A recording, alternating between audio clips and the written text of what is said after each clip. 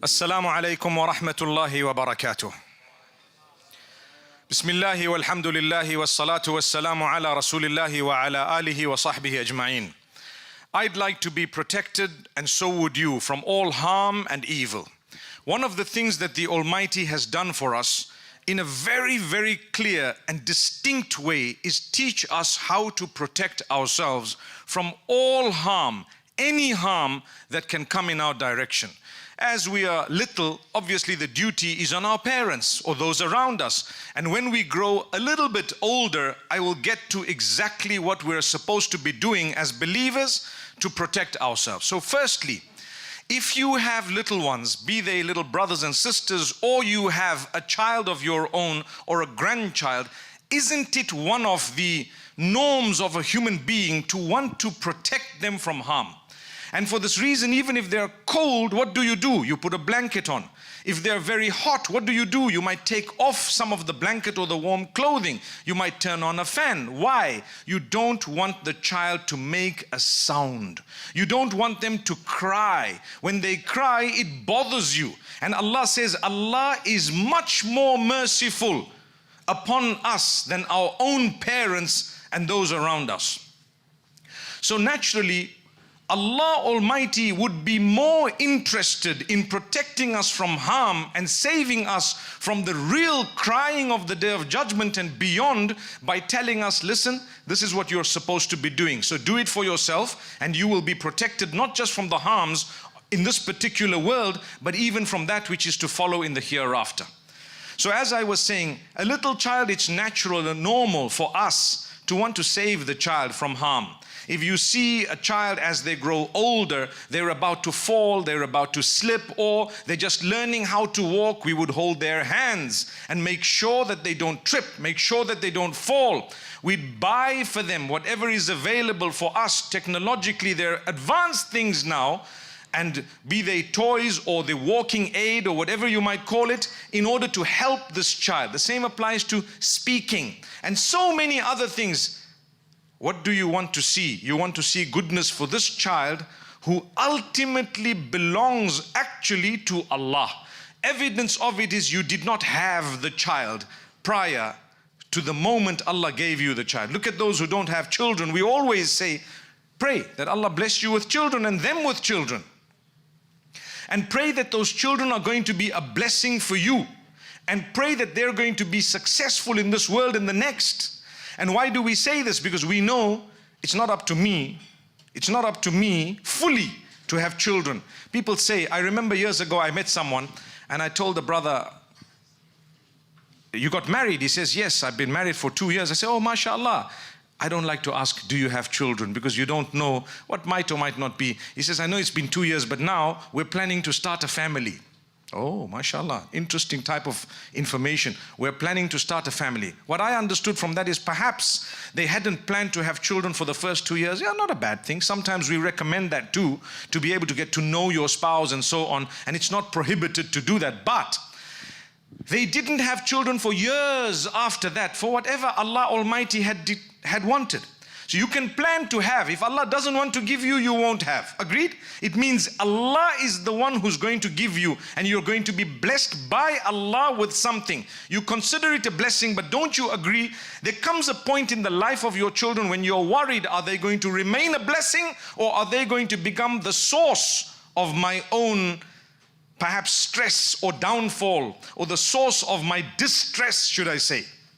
Many people have children, and sometimes they'll tell you, you know what, the very children that I reared and helped to grow up to this age are the source of my sadness.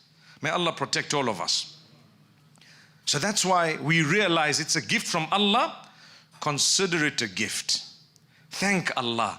Naturally, we love little children. We want to protect them. Allah loves us even more than that and wants to protect us. So what do? Well, we can talk about it from two different angles. One is that which is connected to this world and protection. I want to be protected because as I grow older, I might be first in my class. I might do very well in sports. I might become perhaps something that others haven't. Jealousy may overtake them and they may want to harm me. Look at the story of Yusuf alayhi salam. His own brothers were jealous of his closeness to his father to begin with. And later on, the brothers were jealous in so many different ways. And that jealousy resulted in them wanting to plan the destruction of their own brother. Who was that? That was shaitan. That was the devil. And how do I know it was the devil? Well, Yusuf alayhi salam was a prophet of Allah. And at some point he says, later on, when everything was exposed, he told his brothers, he said, you know what? I forgive you, don't worry, no retribution today. Allah has blessed me in so many ways and Allah did this for me and that for me. After the time when shaitan had come and separated us. Min ba'di an nazagha ash-shaytanu bayni wa bayna ikhwati. He says after shaitan had come and done what he did. So shaitan wants us to fight, to harm each other. He wants us to be jealous, not realizing by you being jealous of someone, it's not going to give you that thing at all. Ask Allah. If anything, Allah tells you when you help someone, we will help you even more than you've helped that person. When you help someone come up, we will make sure that you're even higher. And the heights in the eyes of Allah are not only the heights of this world. Primarily, even if you don't have that much on earth, but if you're successful for eternity later on, isn't that a greater gift of Allah Almighty? So my brothers and sisters, Allah tells us whenever you've achieved something immediately related to me, wow, that's a means of protection. Don't let it make you haughty. Don't let it make you proud, arrogant. Don't let it make you think I'm someone and something and I and I and I, because no, it's from Allah. How many people overnight Allah's taken away what He gave them? How many people have lost their sight overnight? May Allah restore their sight.